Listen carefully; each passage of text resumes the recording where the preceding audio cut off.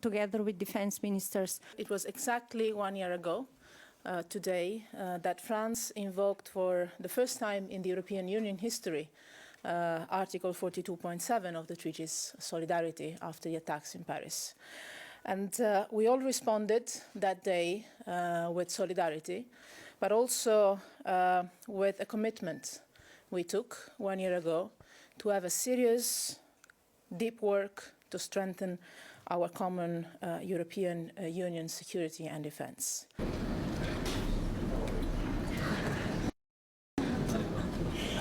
Today we decided all together, all 28 member states together, on a plan on the European Union security and defence, obviously the European way. So with all our tools together, not only the hard power, not only the military ones, but also in an integrated approach with all our policies. This is what makes the European Union special, not a military alliance, but a player that has in its toolbox also the soft power, the civilian capacity, and this is why it is so much needed in these times of tensions in the world, that the European Union manages to work on security and defence in a more effective way. It is not about a European army. I often say even NATO doesn't have a NATO army. It's member states, it's allies that put together one set of forces that every single member state, every single ally has and can use either for NATO or for the European Union or for the UN or for other purposes. So it's not about the European army. It's not about creating a new European Union shape-style headquarter. It's not about doing European Union territorial defence. For this, NATO is there for those that are allies, and others have their own national defence competences. And it's not, as I said, about competition or duplication with NATO.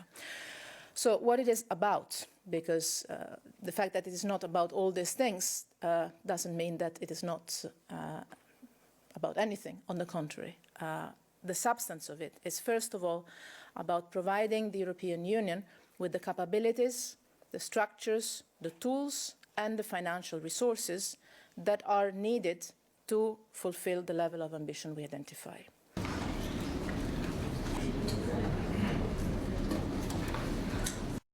We see constantly news confirming our worries. Clear messages, but also very much open channels with the Turkish authorities, also with the Turkish opposition, with the civil society in Turkey.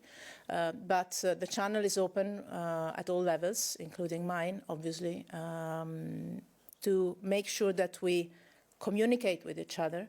Doesn't necessarily mean we understand each other all the time, but it's very important that channels remain open between a candidate country and a partner and the European Union and its 28 member states.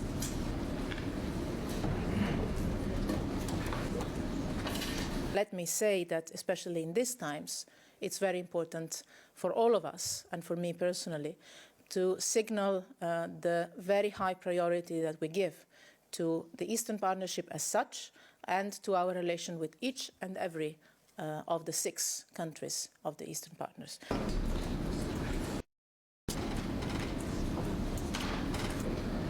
We started this process well before the US elections, and we would have discussed this document today, whatever the result of the elections in the US would have been. This because it's now some time that we realize, at least in the European Union, I cannot speak for the Americans, that there is an added value that the European Union can bring to security and defence of Europeans and European Union citizens.